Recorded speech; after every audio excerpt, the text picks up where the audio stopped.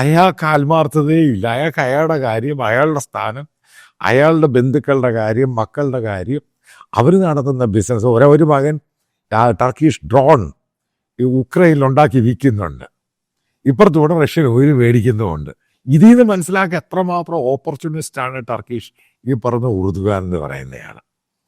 ഇപ്പം ഇതെല്ലാം കൂടെ കാൽക്കുലേറ്റ് ചെയ്ത് നോക്കുമ്പോൾ അയാൾ ഈ പാലസ്തീനോടും ഹമാസിനോടും കാണിക്കുന്ന മുഴുവനും ഓപ്പർച്യൂണിസമാണ്.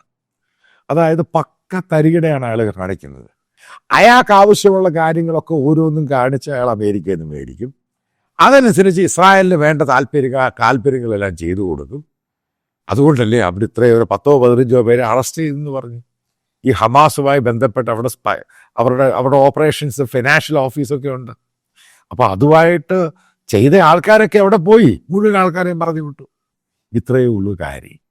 അതായത് ഞാൻ പറയുന്ന ഒരു മൈറ്റി സൂപ്പർ എക്കണോമിക് മിലിറ്ററി പവറാണ് അമേരിക്ക. അവർ പറയുന്നത് കേട്ടേ ടർക്കിക്ക് പോകാൻ പറ്റത്തുള്ളൂ. അതായത് ടർക്കി ഇപ്പം പാകിസ്ഥാന് ഡ്രോൺസ് കൊടുക്കുന്നുണ്ടെങ്കിൽ തന്നെയും ഇന്ത്യൻ അഡ്മിനിസ്ട്രേഷൻ അമേരിക്കയുമായിട്ട് സംസാരിക്കുവാണെങ്കിൽ അത് കുറയ്ക്കുവാൻ സാധിക്കും. ഇതാണ് ഞാൻ പറയുന്നത്, അമേരിക്കയുടെ പവർ അതാണ്.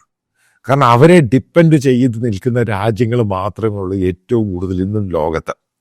അവർക്ക് എക്സിസ്റ്റ് ചെയ്യാൻ പറ്റത്തുള്ളൂ, അവർക്ക് സർവൈവ് ചെയ്യാൻ പറ്റത്തുള്ളൂ. ആ രീതിയിൽ അവരാക്കി വെച്ചിട്ടുണ്ട് ലോകം മുഴുവൻ. അത് ഇന്നലെ കൊണ്ടുണ്ടായ വളരെ 2ാം ലോക മഹായുദ്ധം മുതൽ അവർ ചെയ്യുന്ന പരിപാടിയാണ്. അതുകൊണ്ടാണ് ഈ ലോക രാജ്യങ്ങൾ മുഴുവൻ അവനെ താങ്ങി നിൽക്കുന്നത്.